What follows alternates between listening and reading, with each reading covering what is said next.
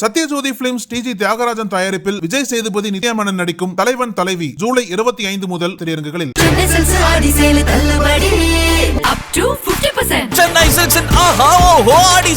தெறிக்கவிடும் காரம் நிறம் சுவையை தருகிறது. ஆச்சி மிளகாய் தூள் தெறிக்கவிடும் காரம் நிறம் சுவை.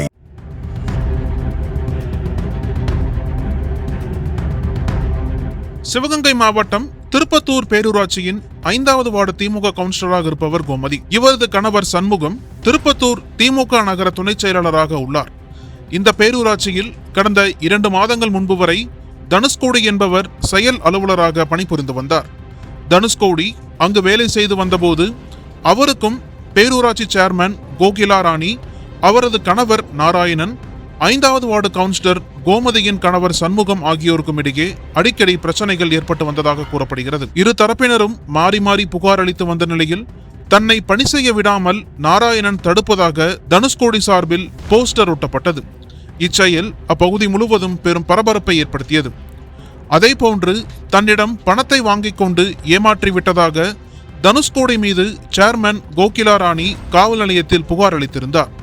இந்த சமயத்தில் தனுஷ்கோடி திடீரென கடலூர் மாவட்டத்திற்கு பணியிடை மாற்றம் செய்யப்பட்டார். இதையடுத்து தனுஷ்கோடி தாக்கல் செய்திருந்த வழக்கு சம்பந்தமாக திருப்பத்தூர் நகர் காவல் நிலையத்தில் விசாரணைக்காக வந்துள்ளார். அப்போது நாராயணனுடன் விசாரணைக்கு வந்திருந்த சண்முகத்திற்கும் செயல் அலுவலர் தனுஷ்கோடிக்கும் இடையே வாக்குவாதம் ஏற்பட்டுள்ளது. அந்த நேரத்தில் திடீரென ஆத்திரமடைந்த தனுஷ்கோடி காவல் ஆய்வாளர் பயன்படுத்தும் மேசை மீது வைக்கப்பட்டிருந்த பேப்பர் வெயிட்டை எடுத்து சண்முகத்தை சரமாரியாக தாக்கியுள்ளார். இதில் மண்டை உடைந்த சண்முகம் அந்த இடத்திலேயே இரத்த வெள்ளத்தில் சரிந்தார். இதையடுத்து அவருடன் வந்தவர்களும் காவலர்களும் சண்முகத்தை உடனடியாக மீட்டு சிவகங்கை அரசு மருத்துவமனைக்கு சிகிச்சைக்காக அழைத்து சென்றனர். இந்நிலையில் செயல் அலுவலர் தனுஷ்கோடியை கைது செய்ய கோரி அவரது உறவினர்கள் மற்றும் திமுகவினர் காவல் நிலையத்தில் சூழ்ந்ததால் பரபரப்பான சூழல் ஏற்பட்டது. இதனையடுத்து திருப்பத்தூர் நகர் போலீசார் செயல் அலுவலர் தனுஷ்கோடி மீது வழக்கு பதிவு செய்து தொடர்ந்து விசாரணை மேற்கொண்டு வருகின்றனர்.